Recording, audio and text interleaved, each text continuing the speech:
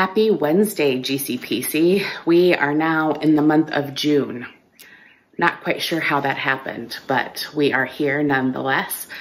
Yesterday, Marcia and myself with a community of leaders from Faith for Justice, one of our partners, led by the Reverend Tammy Forte Logan, showed up for a rally, for an action to demand justice for Andrew Brown, for the continuation of the killing, the unnecessary killing of Black and brown bodies by the police department, asking for transparency in our relationships, for truth, and for some repair to happen.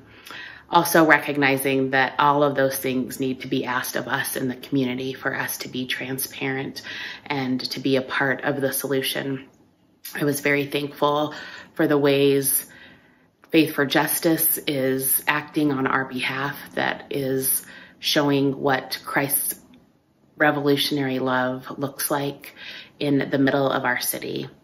So I do ask you to continue to pray for this family, for the ways that they are grieving, and countless others whose stories were shortened, whose stories have not been told. Which got me thinking a little bit about stories I haven't told you. Knowing that we haven't been together in person, I know that a couple months ago I had the honor of preaching and telling you a little bit about my story, but it made me think about our family's probably most prized historical document.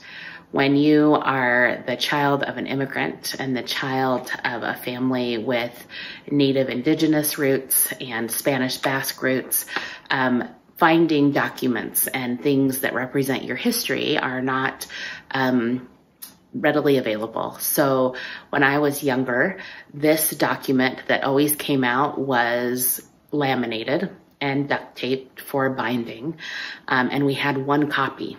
And we didn't even have a full copy. We just had a couple pages that were the article and the cover. And the cover is this, which is a 1956 Life magazine with Jane Mansfield. And it was 20 cents. Our historical family document was 20 cents. But what you see inside of this amazing periodical for us is the story of my father. And when I have the pleasure of being with you in person, I would love to let you see this. But for now, I just thought I would share the part of this story where we find him as a young man in the Dominican Republic. He was born with clubbed feet, unable to go to school. And so he actually was a breadwinner. You'll see him there with his feet there on the end and no shirt. He was unable to go to school, and his father died unexpectedly from an appendicitis, which was only due to lack of access to health care. And his mom found herself alone and unable to figure out how she could support 4 children moving forward. My aunt was sent to live with a relative who was a nun in a convent, and my aunt lived as an orphan, but one that was taken care of and transferred with our great aunt, Sister Bernadita.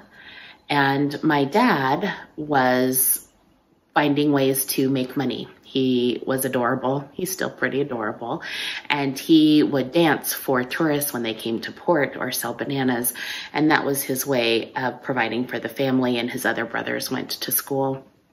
And one day when a family came to port, it was a family of 2 women who were twins, and they fell in love with my father and figured out a way to get him to come to the U.S.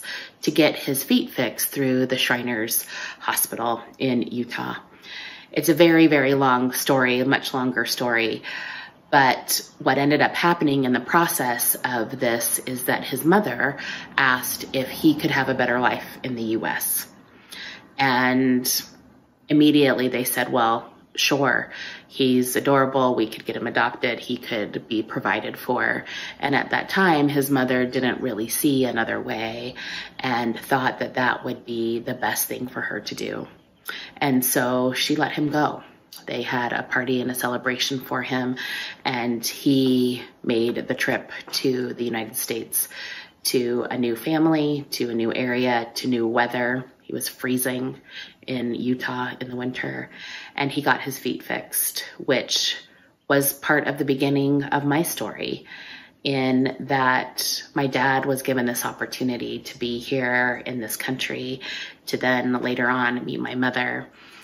And I tell you all of this because this is part of our family, part of who we know ourselves to be, and a story that's told over and over and over again.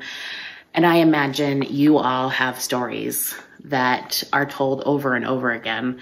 You also have stories that may have never been told, stories that maybe have been too painful to talk about. Maybe you're concerned that not everybody will understand.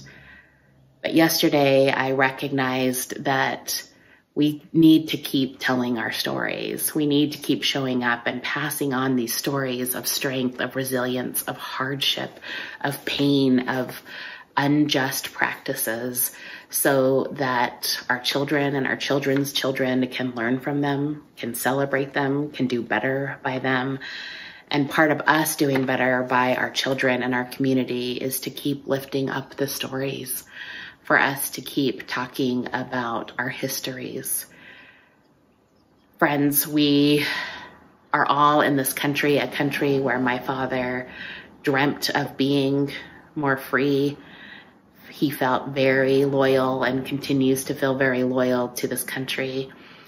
And yet I struggle with the loyalty I struggle to have with this country, with its government, with its unjust practices. And I'm starting to understand the juxtaposition that I find myself in. But I desperately want to have a loyalty to this country, to be proud of what we are doing to enhance the lives of others, to equalize the ground that we all walk on and are operating in, but yet I know that feels like a dream.